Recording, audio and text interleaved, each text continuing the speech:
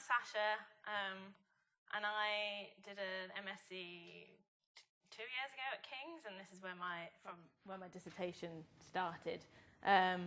So I was with the Mental Health and Learning Disabilities team, and they were just doing to begin with, a service evaluation. And the first topic I got for my MSc, I went back to my supervisor and I was like, although this is really interesting, it's about brains and I like people and want to see people. So they then put me with a mental health learning disabilities team in SLAM. And it was actually a focus group, so using qualitative data, which was really fascinating and something I hadn't really done before. But I realised we've just had lunch, and as a dancer and moving, I'm going to ask you all to stand up if you can. And if not, you can stay on your seat. We can do it sat down too. It's fine. So I'd like you all just to reach up to the ceiling first and have a big stretch after eating. And then wiggle your fingers, and you're just going to tap your head, wake your head up in your brain, then your cheeks, and then shoulders. Then you can do your, and then your chest if you want, and you can go, ah, nice. Backs. We sit down way too long. Down to your legs, knees, feet.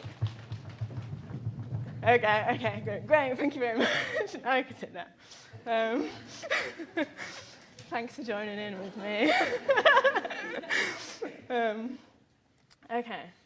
So I thought first I'd look at what is multi-morbidity and what does it mean to me. And as an inclusive artist, I don't really like that term, so I use co-occurrence, but as the topic is multi-morbidity.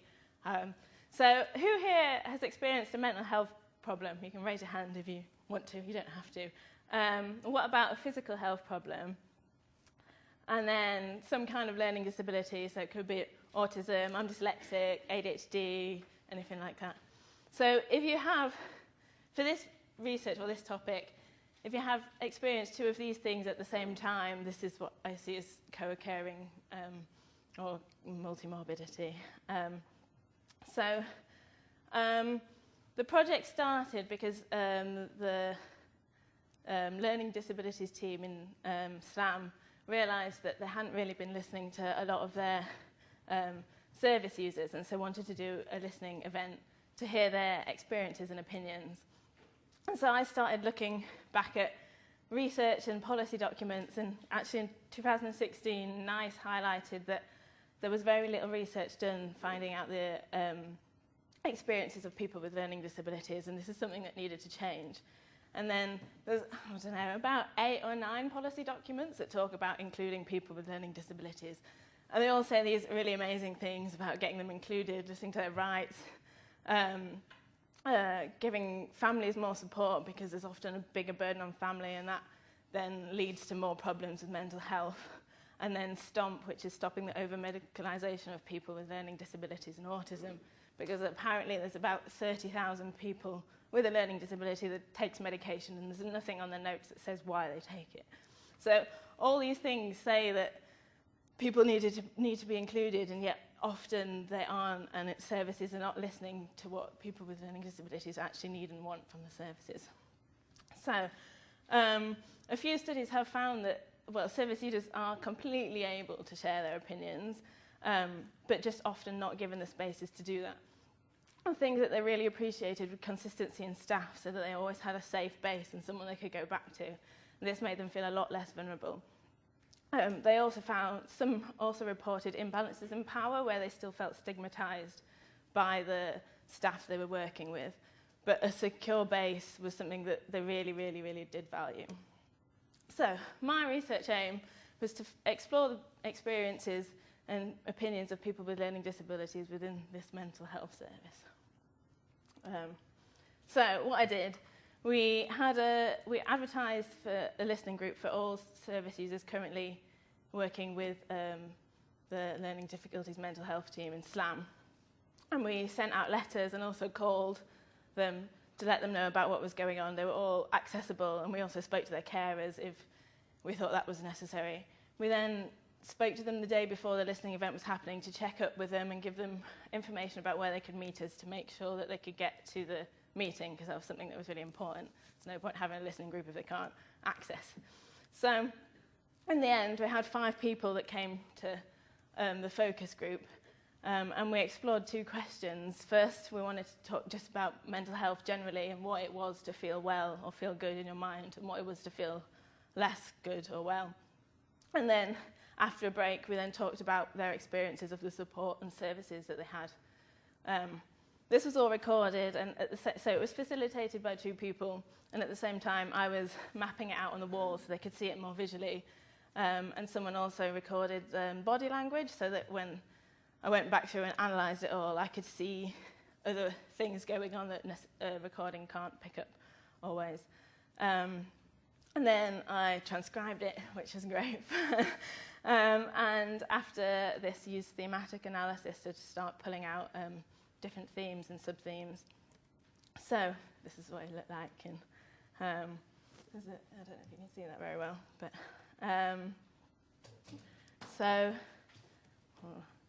I came up with 3 overall themes. The first one was relationships with others, and there was a wide variety of things that came up. So lots of people talked about other people's opinions of about themselves. So some people felt that their families still stigmatised them, and felt really judged for how others. So some people find that annoying when they didn't understand what was being said. And the participants also had very varied opinions of the staff that they worked with. So there was some people that felt really supportive and really understood and really cared for, whereas other people said, my doctor's crazy, which maybe we all think at some point, I don't know. And then the thing that I think stuck out for me most in this one was the support that came about within the focus group. The 5 people that came didn't know each other beforehand, and an hour and a half in, they were able to share things about loss and family members and difficult times, and were able to support each other. One of the participants handed a tissue to someone else who was upset, and this was something that, just really stuck with me.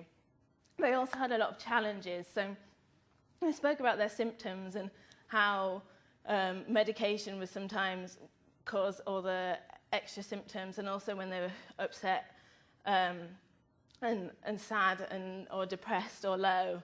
And it just sounded like they often didn't get a chance to say these things, so having somewhere to say that just felt really important. They spoke about how they used to be able to run for a bus or go on holiday, but because of potentially their mental health, this is something that they weren't able to do. And so it highlighted how they saw that their mental and physical health was so interconnected, and yet often services don't do this interconnection and just treat one thing or treat the other, or treat the learning disability and not the mental health problem. And then they also spoke about loss and how how they'd either lost somebody because they died, or lost some of their family because they didn't talk to their family anymore. And this was something that was really hard for them, and being able to share that was really important, but also highlighted something that seemed to be missing, that there wasn't this support when somebody felt like they'd lost something. And the third one was inclusion and communication. So people spoke about their medication and all the side effects, but they didn't always understand why they were taking it. And so it felt like there was this lack of communication with whoever had given them the medication as to what it was there for and why they needed it. And being listened to was something that was super important to all of them. All of them said at some point that I would like someone to talk to, or it's hard when people don't listen, but being listened to is something that they were really valued. And the last one was being passed around from pillar to post, so they felt like they had very little control in a lot of their lives. A couple of them had said they were put in and out of children's homes, or lived with somebody that they didn't want to live with, but they didn't have any say. And one thing where they did have control was having money and being able to spend that where they wanted to. But then they would gamble it or spend it on clothes and then feel upset because they didn't have any money. So there was also this an inability to be able to link the two. So something around education, about coping mechanisms, also came up. So some of the main things, there was a lot of stigma around mental health problems and learning difficulties that they had experienced through a lot of different people. One person said, people say it's an excuse that I'm faking it, that it's all in my head. Connecting with others was really important for them to be able to go away with friends on holiday, to have staff that were supportive and a secure base. I'd like to see always the same person. I just want to see this lot. Shows how important it is to have this secure base. And checking for understanding. No more taking my stupid medication and I want to come off my medication. It seemed that they didn't understand what the benefits of this medication were or why they were taking it. Being listened to. Someone said, when I do talk to people, they just don't listen. And then someone else said she asked about how I've been feeling sad, and that was what was really important to her. There was little or no control. So one person was left on my own in a children's home, a nursery, a junior school, and then in a boarding school. There's just they had no control over any of these decisions, and it just felt like they were put there.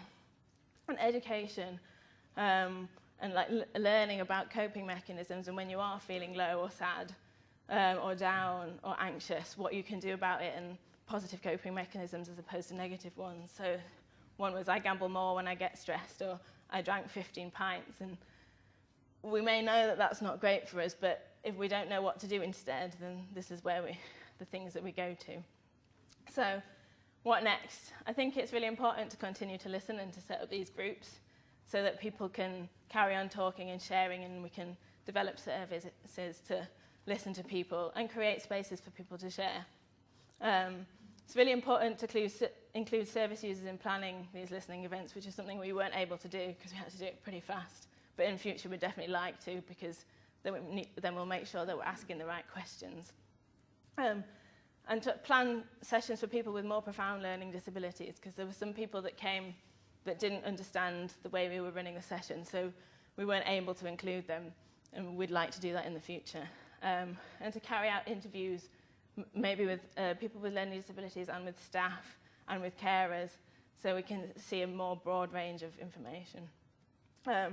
So, a year and a half ago, this was my flat. I was woken up one morning and a digger, instead of filling a hole in the road, smashed a hole in my flat. And for 2.5 months, I don't know if you can see the pictures very well, I wasn't living there and had to find somewhere else to live. But at this time, I started doing an inclusive dance class, and it was with I think it was 8 people with learning disabilities. And it was just amazing how supportive and kind and helpful and friends they were. And I thought I was pretty inclusive before this, and then I was like, actually, I'm really not. I've got loads of walls, so I need to knock some of them down. And then some physically came down as well. But they were really supporting me through this time, and actually helped me build a load of bridges. So I ask you to build bridges with people that you might not normally build bridges with. Be inclusive. Find ways to increase diversity in your circle. See another view. Try something new. Listen to other people and see what you can learn from them, because I learned so much, and now I get to do dance with people with learning disabilities as part of my job. So who knows where it'll take you. So it's pretty cool, though, because there's already organisations, this is really dance biased, but that are including people with learning disabilities. So I work with Coral Eye, which are a lot of these pictures that I've put on. But they're looking at neurodiversity and not judging people for one thing or another, but just showing the talent that everybody has. So thank you very much.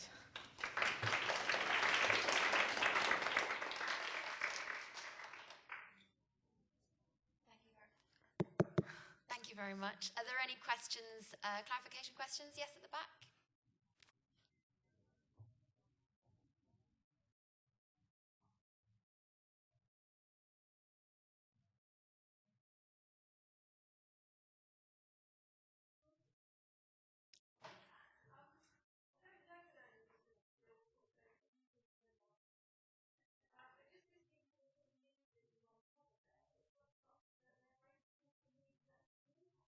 Yeah, it's totally true.